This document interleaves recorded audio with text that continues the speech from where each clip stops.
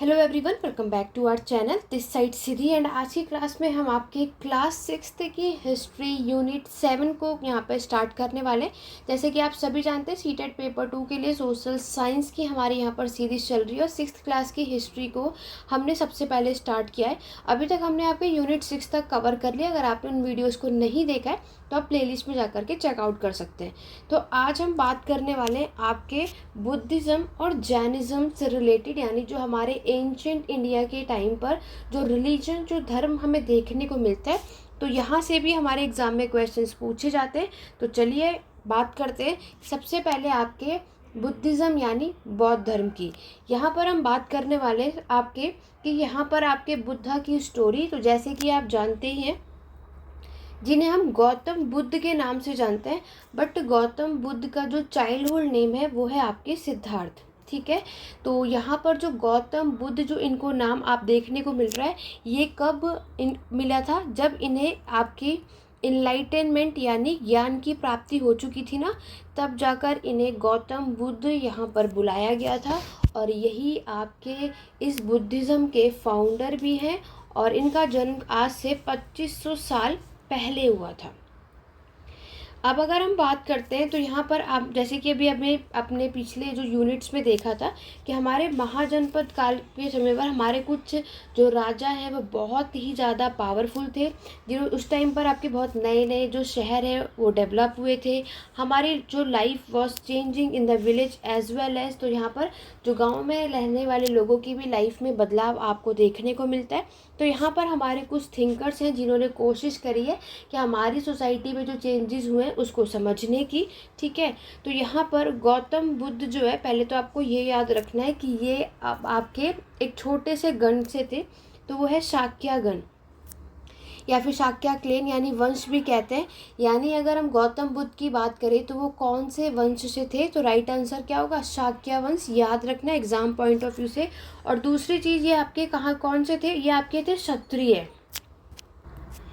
ठीक है, और साथ में हमें स्टेटमेंट में क्या पूछा जाता है कि हमारे जो गौतम बुद्ध है क्या वो क्षत्रिय थे या नहीं, तो बिल्कुल वो क्षत्रिय से बिलोंग करते थे। और यहाँ पर इन्होंने क्या बताया कि जब ये एक यंग मैन थे तो ये एक राजाओं के बेटे थे यानी राजकुमार थे। तो आप सभी को पता है कि रिच पीपल की लाइफ कैसी होती है। तो यहाँ पर इनकी लाइफ बहुत अच्छी खासी आपको देखने को मिलती है। इनकी लाइफ में किसी भी चीज़ की कमी नहीं थी। लेकिन कुछ टाइम बाद क्या होता है कि जब ये कितने ईयर्स के थे? 29 ईयर्स के। जब इनकी एज कितनी थी? 29। तो यहाँ पर ये अपने राजमहल से बाहर निकल, ठीक है, हॉर्स पर अपने घोड़े पर बैठ कर के, और ये आपके घूमने के लिए निकलते कि बाहर सारी चीज़ें देखने के लिए। लेकिन जब ये यहाँ पर जाते हैं तो क्या होता है कि इन्हें बहुत सारी चीज़ें देखने को मिलती है। और आपने ऑलरेडी यहाँ पर देखा होगा या सुना होगा कि इन्होंने 4 चीज़ें लाइफ में ऐसी देखी जिससे बहुत ही ज़्यादा अपसेट हो चुके थे। और ये उसी चक्कर में इन्होंने क्या करा था, अपनी जो कंफर्ट लाइफ थी, अपने जो घर था, महल था, उसको छोड़ करके फिर वो यहाँ पर आपके सच के बारे में यानी नॉलेज की सर्च करने के लिए यहाँ पर निकल पड़े थे। ठीक है, तो मैंने आपको क्या बताया, बहुत टाइम तक घूमे, लोगों से मिले, बहुत कुछ चीज़ें देखी। तो पहले वो क्या चीज़ें देखी ये भी हमें चीज़ें पता होनी चाहिए। तो जिसे आप कहते हो 4 साइट्स। ठीक है, तो ये जैसे जैसे आपके महल से बाहर निकले और इन्होंने घूमना शुरू किया, तो सबसे पहले ये आपके किससे मिलते हैं? ओल्ड एज पर्सन से। तो जब ये एक ओल्ड पर्सन से मिलते हैं तो बहुत वो अपसेट होते हैं और ये वो चीज़ सोचते हैं कि हमारे लाइफ में एक ये भी स्टेज आएगा जब हम सब क्या हो जाएंगे? यस, ओल्ड हो जाएंगे। ठीक है, तो हमारी एज भी बढ़ती है। तो इस बात से मतलब इस सारी बातों से ये अवेयर नहीं थे और इन्होंने सोचा, उन्हें लगा कि जैसे आज हम हैं वो हम वैसे ही रहेंगे। लेकिन अगर जैसे कि हमारी एज बढ़ती ही है, हम एक ऐसा टाइम आएगा जब वृद्धावस्था में हमें देखने को मिलेगा। तो क्या कारण है इसके पीछे का? फिर ये दोबारा से आगे और आगे बढ़ते और आगे बढ़ते हुए ये मिलते हैं एक आपके सिख पर्सन से, यानी कि आपके एक बीमार व्यक्ति को इन्होंने देखा। लाइक एक जो मान लो कि हाथ से ठीक नहीं है या फिर पैरों से ठीक नहीं है। ठीक है, तो ये सारी चीज़ें थी। तो उन्हें ये भी समझ आया कि अच्छा, हमारी लाइफ में ऐसी भी चीज़ें होती है कि हम लोगों को ये चीज़ें भी फेस करनी पड़ेगी, हम सब कभी बीमार भी पड़ते हैं। क्योंकि गौतम बुद्ध इन दोनों चीज़ों को देखे तो इन्होंने बहुत ज़्यादा ये अपसेट हुए। फिर ये जब आगे बढ़े तो फिर वो मिले एक डेड पर्सन से, ठीक है, यानी डेड बॉडी थी। तो इन्होंने इसको देखा तो और भी ज़्यादा वो अपसेट हो गए और वो ये विचार करने लगे कि एक टाइम ऐसा भी आएगा कि हम सब क्या हो जाएंगे, कि हम सबकी मृत्यु ज़रूर होगी। तो उन्हें ये सारी बात समझ में नहीं आई कि आखिरकार ये सब क्यों होता है। और फिर जैसे वो आगे बढ़े और लास्ट में वो आपके एक साधु से मिलते हैं, ठीक है। तो साधु से जब वो मिलते तो उनसे मिलकर उनको अच्छा लगा, क्योंकि वहाँ पर इन्होंने एक चीज़ रियलाइज़ की कि एकदम शांति से मेडिटेशन कर रहे हैं और मतलब एक पॉजिटिव वाइब आती है ना। और यहाँ पर उन्होंने साधु से ये सारी चीज़ें पूछी और वो कंफ्यूज थे क्योंकि उन्हें समझ नहीं आया कि ये सब क्या हो रहा है। तभी यहाँ पर इन साधु ने कहा कि अगर तुम्हें इन सारी चीज़ों को जानना है, समझना है, तो तुम्हें क्या करना होगा, सच तक पहुँचना है तो आपको मेडिटेशन करना होगा। तभी जाकर आप अपनी जो भी सच्चाइयों को जानना चाहते हो वो आप लोग जान पाओगे। तब जाकर 29 ईयर्स में गौतम बुद्ध ने आपके घर को छोड़ा था ताकि ये इन सारी चीज़ों को यानी इस सच को जान सके। और फिर इन्होंने मेडिटेशन किया और बहुत लंबे समय तक। और कौन से पेड़ के नीचे किया था, पीपल ट्री, जो कि आपके बोध गया में, बिहार, याद रखना। और फाइनली इन्हें 6 साल बाद यानी कि जब ये 35 ईयर्स के हो गए तो 36 ईयर के बाद फाइनली इन्हें इनलाइटनमेंट मिल जाती है, इन्हें ज्ञान की प्राप्ति हो जाती है और इन्हें चीज़ें समझ में आने लगती है। तो अभी हमने क्या देखा कि ये एक राजकुमार थे और राजा के बेटे थे, तो ऑब्वियस है इतनी अच्छी खासी लाइफस्टाइल इन्होंने छोड़ करके, सब कुछ त्याग करके ये इस लाइफ में आए और ये जिस ट्रुथ को जानने के लिए, सर्च के लिए यहाँ पर निकले थे, उन्हें फाइनली 6 साल बाद ये चीज़ें मिल गई। तो याद रखना, पीपल के ट्री यानी आपके पीपल के पेड़ के नीचे, जो कि बोध गया बिहार में, जहाँ पर उन्हें इनलाइटनमेंट मिल चुकी थी। और वहीं से इन्हें बुद्धा यानी वाइस मैन, बुद्ध का मतलब क्या होता है, वाइस मैन होता है, ये भी याद रखना। और दूसरी चीज़ आपको याद रखनी है कि गौतम बुद्ध ने अपना पहला सरमन सारनाथ में दिया था। कहाँ दिया था अपना पहला प्रवचन की मैं बात करूँ तो वो सारनाथ, जो कि आपके वाराणसी में है, जहाँ पर उन्होंने फर्स्ट टाइम क्या दिया है, सरमन। ये भी एग्ज़ाम में पूछा जाता है प्रवचन की अगर हम बात करते हैं तो, ठीक है। और फाइनली इनकी जो डेथ होती है वो कुशीनगर में होती है, ठीक है। इनकी डेथ का होती है कुशीनगर में हो जाती है। ये चीज़ें आपको याद रखनी है गौतम बुद्ध से रिलेटेड। आगे बढ़ेंगे, नेक्स्ट पैराग्राफ की बात करते हैं। मैंने अभी आपको बता ही दिया कि इन्होंने अपना जो पहला प्रवचन, पहला जो सरमन है वो सारनाथ में दिया था। और यहाँ पर स्तूप भी आपको देखने को मिलते हैं, ठीक है। सारनाथ में भी स्तूप है, यानी अशोक ने आपके सारनाथ, अमरावती, हर इन जगहों पर स्तूप बनवाए थे। और आपको पता ही है कि अशोक ने हर उस जगह पे स्तूप बिल्ड कराया था जहाँ पे गौतम बुद्ध से रिलेटेड जो कुछ भी मिलता है, चाहे उनका वहाँ पे बॉन्ड हुआ हो, चाहे वहाँ पर उनका डेथ हुआ हो, कुछ भी हुआ, कहीं जहाँ पर उन्होंने अपना फर्स्ट सरमन भी दिया था, उनसे रिलेटेड जो चीज़ भी हम देखते हैं वहाँ पर अशोक ने स्तूप बिल्ड करवाया था, ठीक है। तो बुद्धा ने आखिरकार यहाँ बताया क्या, तो देखो इस पैराग्राफ में मेंशन है, इन्होंने आपके 4 नोबल ट्रूथ बताए, ठीक है। किन्होंने, गौतम बुद्ध ने, क्योंकि अब ज्ञान की प्राप्ति हो गई है, एनलाइटनमेंट मिल गया है, तो अब लोगों को यहाँ पर बता रहे हैं, अपने डिसाइपल, शिष्य को बता रहे हैं कि आखिरकार कि 4 ट्रूथ क्या है। इनके अकॉर्डिंगली क्या है कि life is full of suffering and unhappiness. मतलब इन्होंने बोला कि हमारी जो इस धरती पर, इस पृथ्वी पर जितने भी लोगों ने जन्म लिया है, सबके जीवन में क्या है, दुख, ठीक है। कोई भी ऐसा मतलब जिस भी इंसान ने इस धरती पर जन्म लिया है, सबके लाइफ में सैड जो है वो ये पल आपको ज़रूर मिलेगा। इसमें एक भी पर्सन ऐसा नहीं होगा जिसकी लाइफ में सैडनेस नहीं होगी। दूसरी चीज़ इन्होंने बताया, जो दूसरी सच्चाई, कि आखिरकार ये जो इनके दुखी का, परेशानी का जो कारण है वो है इनकी डिज़ायर, यानी हमारी इच्छा। हमारा दुख का सबसे बड़ा कारण क्या होता है, हमारी इच्छा होता है, क्योंकि हम लोगों की जितनी ज़्यादा इच्छा बढ़ती रहती है और वो चीज़ हमें नहीं मिलती तो हम दुखी हो जाते हैं, परेशान हो जाते हैं। फिर नेक्स्ट इन्होंने बोला कि even if we get what we want we are not satisfied. तो मैंने आपको क्या बोला कि हम लोग जो चाहते हैं और वो हमें ना मिले तो हम परेशान हो जाते हैं, ठीक है। तो गौतम बुद्ध ने इसको डिस्क्राइब किया था एज अ थर्स्ट, यानी तन्हा। एग्जाम में तन्हा वर्ड आएगा, तो यहाँ पर इनके अकॉर्डिंगली क्या है, तो ये थर्ड अगर बात करते हैं, इन्होंने बोला तो उसके लिए हमें क्या करना है, अगर हमें सैड नहीं होना है तो उसके लिए उन्होंने बोला कि सबसे जो मुसीबत की जड़ है वो हमारी इच्छा है। तो अगर आप अपनी इच्छा को ख़त्म तो ऑब्वियसली नहीं कर सकता कोई भी, कम कर दोगे तो हम अपनी लाइफ से जो इतना सैडनेस है, जो इतनी परेशानी है, जो इतना दुख है, उसको भी आप कम कर सकते हो। ठीक है, क्योंकि यहाँ पर कोई कितना भी रिच हो या कोई कितना भी पुअर हो, कोई भी ऐसा इंसान नहीं होगा इस लाइफ में जो अपने लाइफ में सिर्फ खुश ही होगा। ठीक है, कितना भी बड़ा आदमी भी होगा वो भी अपने जीवन में दुखी होगा किसी ना किसी कारण से। तो इन्होंने बोला कि अगर आप लोग अपनी इच्छाओं पे कंट्रोल कर लोगे तो क्या होगा, तभी जाकर हम क्या कर सकते हैं, अपनी जो सैडनेस है, अनहैप्पीनेस है, उसको ख़त्म कर सकते हैं। तो उसके लिए इन्होंने आपके क्या दिया, 8 फोल्ड पाथ, यानी 8 रास्ते बताए थे जिसके अकॉर्डिंगली हम अपनी इच्छाओं को कंट्रोल कर सकते हैं। ठीक है, नेक्स्ट हम बात करते हैं, साथ ही साथ इन्होंने आपके कर्म की बात करी है, कोई डाउट नहीं है। बुद्धिज़्म हो चाहे जैनिज़्म हो, ये लोग आपके कर्म की बात करते हैं। इनके अकॉर्डिंगली क्या है, इंसानों का जैसा कर्म होता है तो उसी के अकॉर्डिंगली लाइफ में इंसानों का जो अगला जन्म भी होगा तो उसके उनके कर्म के अकॉर्डिंग ही होता है। अगर हमारे जो बर्थ है, जो जन्म है, बड़े घर में हुआ या छोटे घर में हुआ या मिडिल क्लास में हुआ है, वो भी हमारे कर्म के अकॉर्डिंग होता है।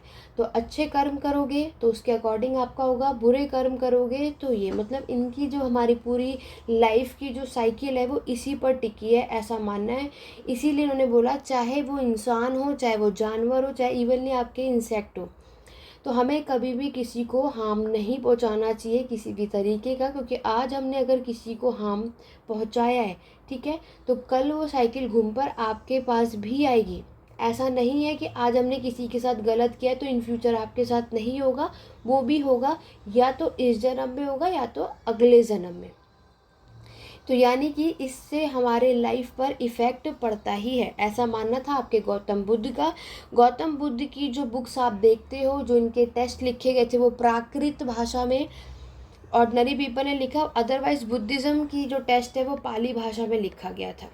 ठीक है, और ऑर्डिनरी तो Prakrit, so that everybody could understood his message. तो यहाँ पर क्या है, क्योंकि हमने कुछ चीज़ें लिखी हैं, बताई हैं, तो ये सारी चीज़ें हमें देखने को मिलती हैं, तो ये सब कुछ आपको यहाँ पर बताना है। क्लियर हुआ।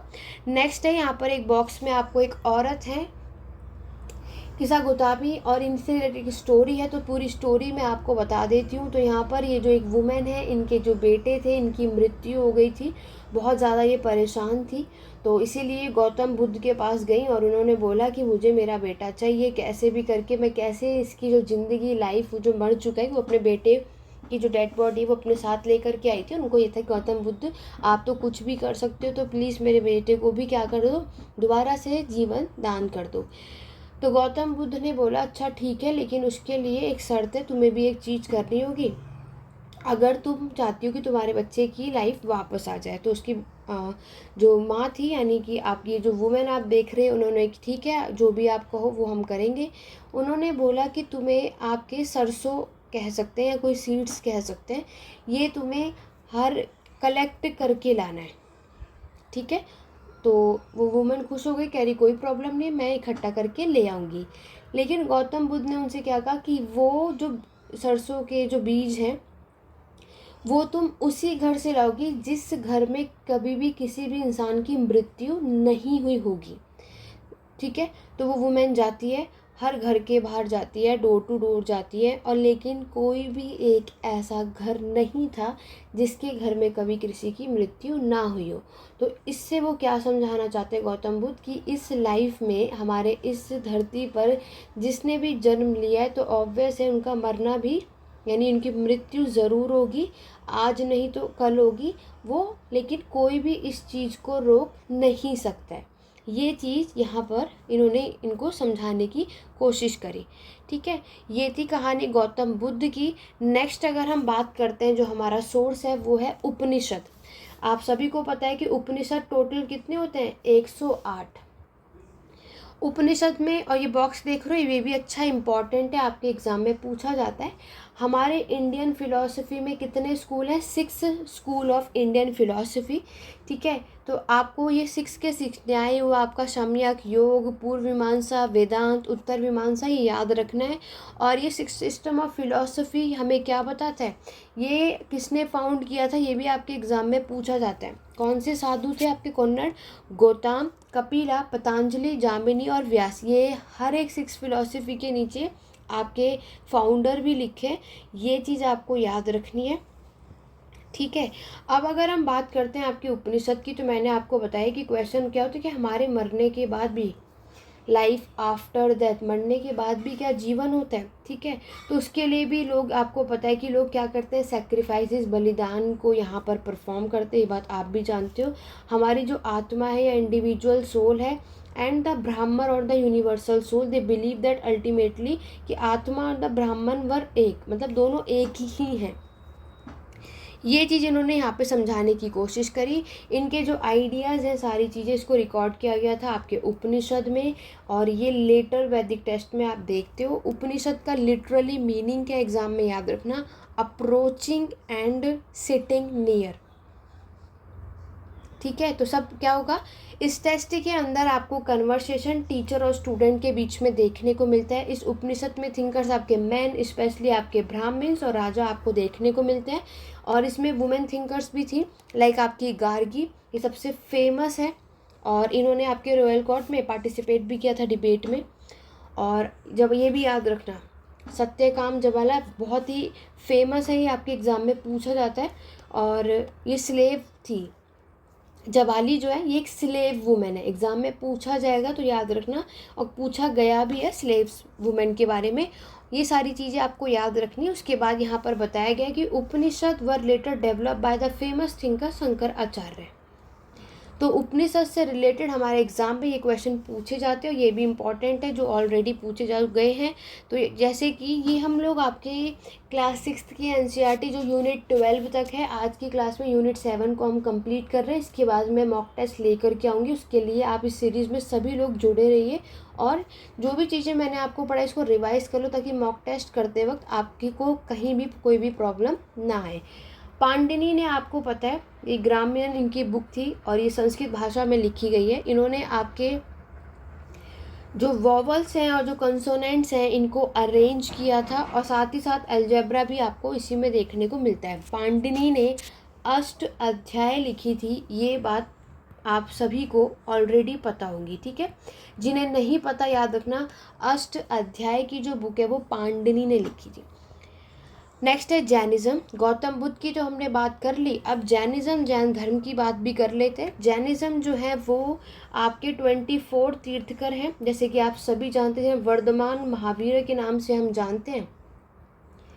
ये भी आज से 2500 साल पहले ही आप देखोगे, ये भी क्षत्रिय ही थे, और ये लिच्छवी। और याद रखना कि वहाँ पर जो उनका क्लेन था वो शाक्य था, इनका जो क्लेन है, जो वंश है, वो जांत्रिका है, जांत्रिका क्लेन से थे ये, ठीक है।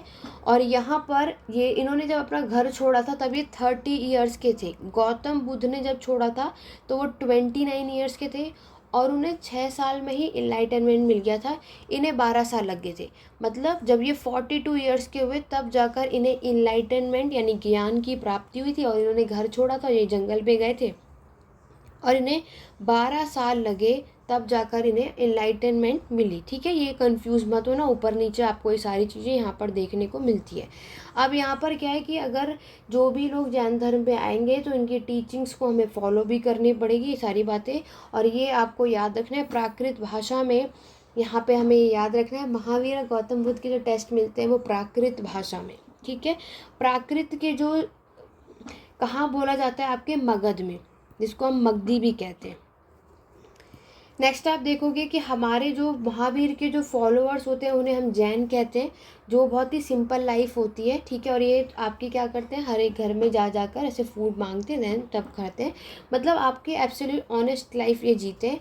कोई भी, इन्होंने अगर हम बोले तो आपकी 5 चीज़ें हमें देखने को मिलती हैं कि क्या करना है, कि हमें चोरी नहीं करनी है, ऑब्जर्व सेलिबेसी, कभी शादी नहीं करनी, सिंगल ही रहना है, कभी भी man had to give up everything, मतलब प्रॉपर्टी पे अगर कोई अधिकार नहीं जमाना है। एक बार आपने सब कुछ त्याग दिया है तो ओवरऑल सब कुछ त्याग के तब जैन धर्म में आना है, इंक्लूडिंग देयर क्लोथ। आपको भी पता है कि दिगंबर और श्वेतांबर दो तरीके के हमारे जैनिज़्म होते हैं।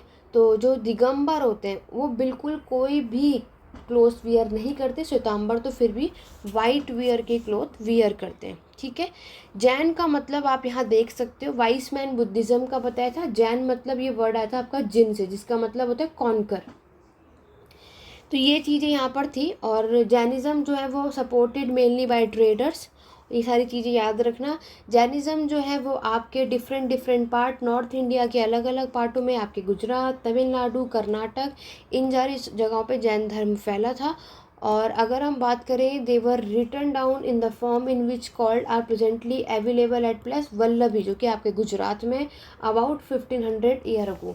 तो देखो, अगर मैं आपकी जैनिज़्म की बात करूँ तो ये आपके इंडिया तक ही फैला था, बट बौद्ध धर्म जो है ये आपके ऑल ओवर दी वर्ल्ड में, मतलब इसका अच्छा खासा विस्तार आपको देखने को मिलता है। नेक्स्ट जो हेडिंग है वो है आपका संघ। तो आपको पता ही है कि हमारे दोनों ही महावीर और बुद्ध जो हैं, इन दोनों ने ही घर छोड़ा था ताकि वे सच्चाइयों को जान सकें। और संघ क्या होता है? एक एसोसिएशन होता है, ठीक है, ऑर्गेनाइजेशन होता है, संगठन होता है। बुद्धिस्ट की जो संघ देखोगे, बुद्धिस्ट के संघ के बारे में इनकी जो त्रिपीटक में से एक होता है विनय पीटक, यानी जो पीटक मतलब बास्केट होता है। तो विनय पीटक में याद रखना बुद्धिस्ट के संघ के बारे में मेंशन है। तो बुद्धिस्ट के संघ के बारे में कौन सी बुक में लिखा गया है? तो राइट आंसर विनय पीटक है, क्योंकि विनय पीटक, अभिधम पीटक, मैंने 3 तरीके की बास्केट बताई, और आपके सुत्त पीटक, ये 3 पीटक होते हैं, 3 बास्केट आपके किसके? बुद्धिज़्म के।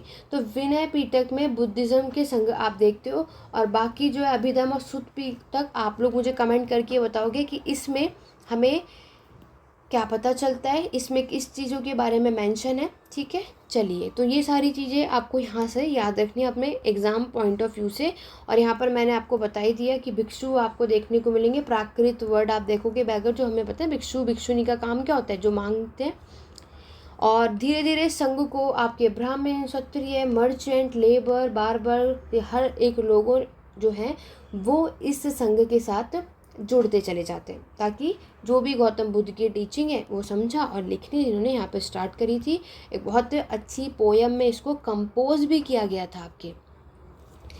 हमें एक गुफा, यानी केरल में, जो कि आज के टाइम पे महाराष्ट्र है, हमारे वहाँ मॉन्क्स, नन्स दोनों ही यहाँ पर इस गुफा में मेडिटेशन करते थे, जो कि आप यहाँ पर इस इमेज में देख सकते हो।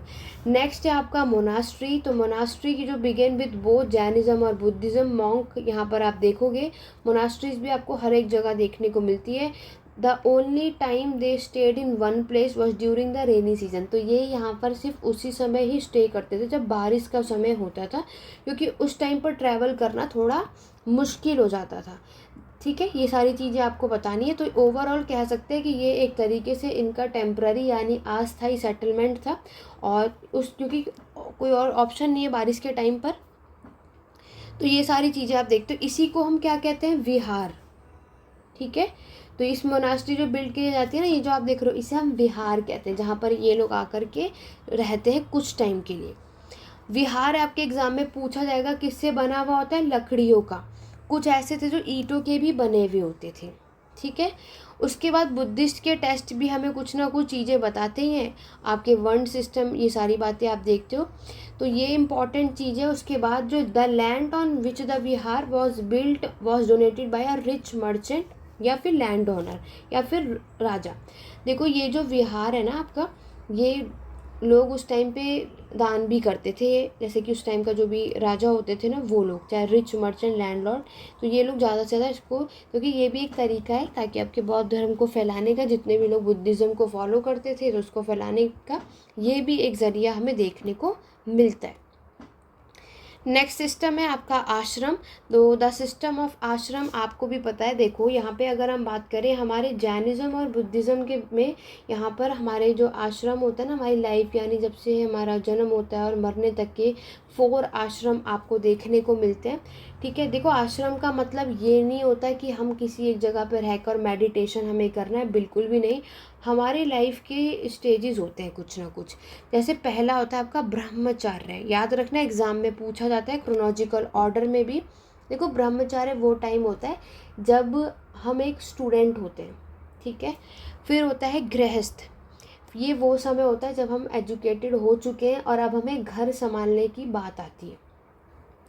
तो जब हम घर संभालते हैं ना, तो ये आपके गृहस्थ होता है, जब हमें शादी का टाइम होता है, दैन फिर बच्चे होते हैं, फिर हमें अपने पूरे घर का खर्चा उठाना होता है, जॉब पर जाते हैं, ये सारी बातें।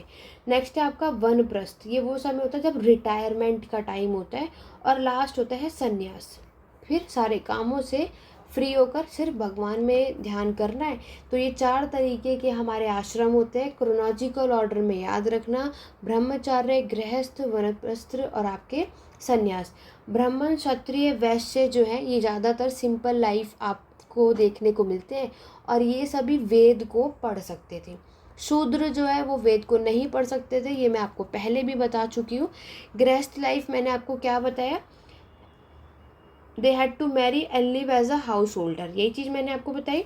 वानप्रस्थ क्या होता है, they had to live in the forest and meditate, कि आपने क्या किया कि अब रिटायरमेंट का टाइम आ चुका है, तो अब आपने सब कुछ छोड़ के जंगलों में गए, सिर्फ ध्यान किया, आपने मेडिटेशन किया, एक्सरसाइज करी, ये सारी चीज़ें। They had to give up everything, यानी जो संन्यास का टाइम क्या होता है, जब हमने सब कुछ त्याग दिया है, अब ना बीवी ना बच्चे ना फैमिली ना प्रॉपर्टी ना कुछ, उसे संन्यास कहते हैं। तो ये सिस्टम जो है हमारे आश्रम का, allow man to spend some part of their life in meditation. Generally आप देखोगे तो women were not allowed to study the Veda, तो मैंने आपको पहले भी बताया था, एक वुमेन और शूद्र ये दोनों को ही आपके वेद को पढ़ना अलाउ नहीं था, लेकिन they had to follow the ashram chosen by their husband, तो यहाँ पर ये इस आश्रम को फॉलो कर सकती थी। लेकिन अभी भी याद रखना, स्टेटमेंट में क्वेश्चन आता है कि वुमेन जो है वो इसको नहीं पढ़ सकती है, ठीक है। ये चीज़ें आपको इससे रिलेटेड याद रखनी है जो हमारे एग्ज़ाम पॉइंट ऑफ व्यू से पूछी जाती हैं। तो ये था हमारा पूरा कंप्लीट चैप्टर। लास्ट की इम्पॉर्टेंट चीज़ें, हमारे जो इम्पॉर्टेंट डेट होती है, उपनिषद के थिंकर्स, जैन के टीचर, ये आज से आपके बुद्धिज़्म हो तो मैंने आपको ऑलरेडी बताया था 2500 ईयर अगो, और जैनिज़्म के टेस्ट आपको आज से 1500 साल पहले देखने को मिलता है, ठीक है। तो ये था हमारा कंप्लीट यूनिट 7। आशा करती हूँ कि आज की क्लास हेल्पफुल रही होगी और आपको आज की क्लास से बुद्धिज़्म, जैनिज़्म और उपनिषद जो टेस्ट है, हमारे लिटरेचर, साहित्य और रिलीजन, तो ये सारी बातें आपको क्लियर हो गई होंगी। और इससे रिलेटेड आपको कोई भी डाउट या क्वेरी तो कमेंट करके ज़रूर बताना। आज बस हमारे अब कुछ चैप्टर्स और यहाँ पर हमें देखने को 5 यूनिट हम और कवर करेंगे, उसके बाद हम आपके मॉक टेस्ट लेकर के आने वाले हैं। जैसे कि आपको पता है हमारी क्लास का टाइमिंग नाइट में 9 PM पर है, तो सभी यहाँ पर 9 PM पे लाइव होना, ताकि मॉक टेस्ट को आप इजीली से सॉल्व कर सको। आपको उसका रिस्पॉन्स भी करना है, लेकिन उससे पहले आपको ये सारी चीज़ें ज़रूर पढ़नी है। कोई भी डाउट या क्वेरी तो कमेंट करके पूछ सकते हो। तो ये थी हमारी आज की कंप्लीट यूनिट 7 हमने इस क्लास में डिस्कस कर दिया। नेक्स्ट चैप्टर में यूनिट 8 की बात करेंगे। तो चलिए सुनना, आज की क्लास में बस इतना ही। मिलते हैं अपने नेक्स्ट वीडियो में। Thank you for watching.